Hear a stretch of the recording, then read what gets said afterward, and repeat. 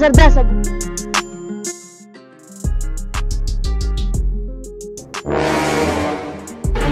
لکه زه ځمه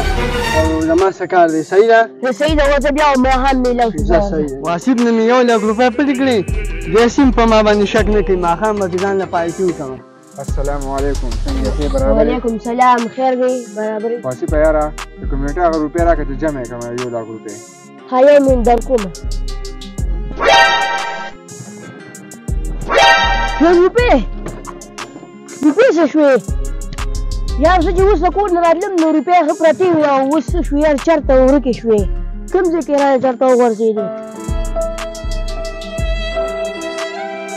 ته دا جیبونه وګوره پریشان دا روپۍ راکړو په کور کې به دې پرېږدي درته زما سره یاره اوس په دې ساعت پرې جیب کې پرتې وې سور روپۍ وې پوره 1 لک روپۍ وې دې پیسو به اوس څه چل کېږي زه کور ته ځم او مازدیګر به زه دوکان نظر لېږم زه صحیح ده زه لاړم ځه ورځه یار روپۍ څه شوې چېرته وایي ته توحید باید ته ټلیفون وکړم لکه دا خو د واسیب کال دی لکه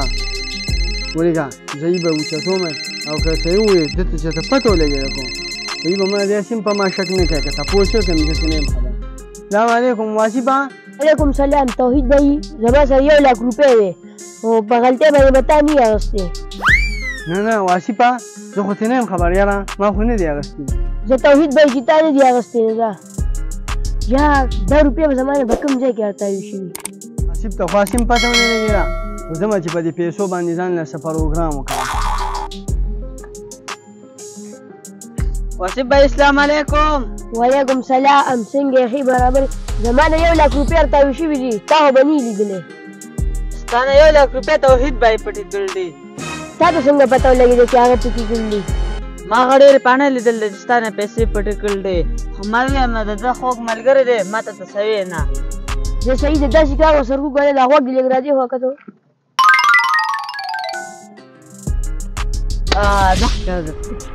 صحیح ده ځه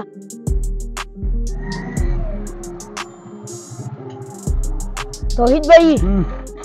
دغلته زما یو ملګری دی هغه سره مې کار دی بیا راځم دلته ته یو منټ ودرېږه زه صحیح ده واسیب خو نن لاړو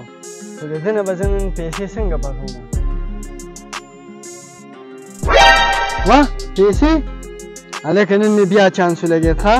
واسیب ته هسې هم پته نه لګي او هغه په ما باندې شک هم نه کوي او که ما یې تپوس وکړو نو زه به ورته یم چې زه ترې نه یم خبر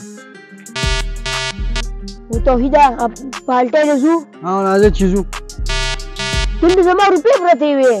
ښه زه خو ترې نه یم خبر یاره تا اغوستي دي زما په تا باندې شک راځي تا اغوستي دي نه نه ما خو پیسې نه دي اخیستې د دې ځای نه د دې ځای نه روپۍ تا اغوستي دي زما سره ثبوت دی ها چې ته وایې تا پټې کړي تا سره څه ثبوت دی دې خوا راشه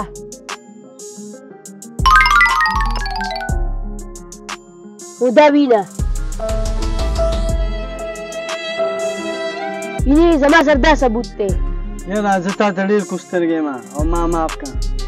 سیوا خبرې مه کوه خو زما روپۍ راوباسه واسیبه خپلې را پیسې واخله خو ما معاف کړه همدا واله ما ته داسې جانتي ملګرو ضرورت نشته ته خپله لار باندې ځه زه په خپله لار ځم د پیسو د لالچ د وجې زموږ خوږه ملګرتیا برباده شوه او کوسترګې هم پاتې شوم کتونکو دا یو اصلاحي ویډیو وه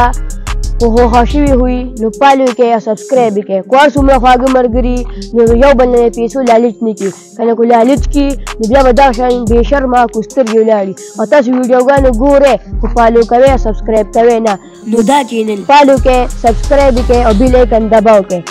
ځکه چې دا په دې ویډیو باندې موږ ډېر زیات محنت کړی او زیات نه زیات یې شیر کړئ دا الله په امان